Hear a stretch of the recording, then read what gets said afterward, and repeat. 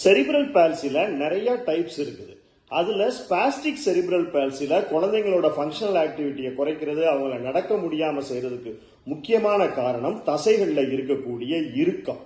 இந்த தசை இறுக்கம் எப்படி இருக்கும் அப்படின்னா, குழந்தைங்க தூங்கிட்டு இருக்கும் போது அந்த மூட்டுகளை அசைச்சிங்கன்னா தசையில் அந்த இறுக்கம் இருக்காது.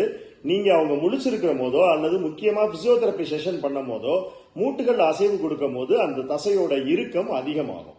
இந்த இறுக்கத்தை குறைக்கிறதுக்கு பிசியோதெரபி ட்ரீட்மெண்ட்ல நம்ம முக்கியமா பண்றது ஸ்ட்ரெச்சிங் எக்ஸசைஸ். இந்த ஸ்ட்ரெச்சிங் தசையோட இறுக்கத்தை குறைத்தாலும் தசையோட இறுக்கத்தை குறைக்கிறதுக்காக நம்ம ஓவர் ஸ்ட்ரெச்சிங் பண்ற போது, பெயின் ஏரியாவுக்கு மேல நம்ம ஸ்ட்ரெச்சிங் பண்ணும்போது நம்ம கொடுக்கிற எந்த விசையான அளவுல நம்ம அந்த பவர் கொடுக்கிறோமோ அதே அளவுக்கு எதிர் விசைய உடலும் கொடுத்து தசையோட இறுக்கத்தை அதிகப்படுத்தும். இதை தான் நம்ம ப்ரொடக்டிவ் ஸ்பாசம்னு சொல்றோம்.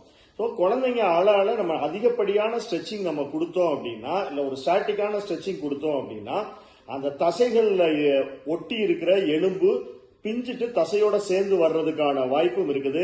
தசையோட ஃபங்க்ஷன் இழந்து போறதுக்கு வாய்ப்பு இருக்குது. தசை இருக்கிற நார்கள் உடைந்து போறதுக்கான வாய்ப்பும் இருக்குது.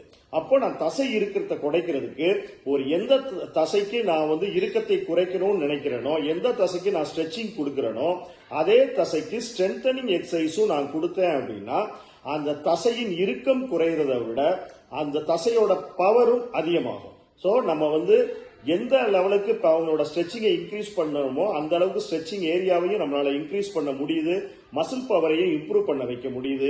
இதனால குழந்தைகள் தசை இறுக்கம் குறையுது, மூட்டோட வலு அதிகமாகுது, குழந்தைங்க நடக்க முடியாத ஸ்டேஜ்ல இருந்து நடக்கிற ஸ்டேஜுக்கு வர்றதுக்கான வாய்ப்பும் இருக்குது. தேங்க்யூ.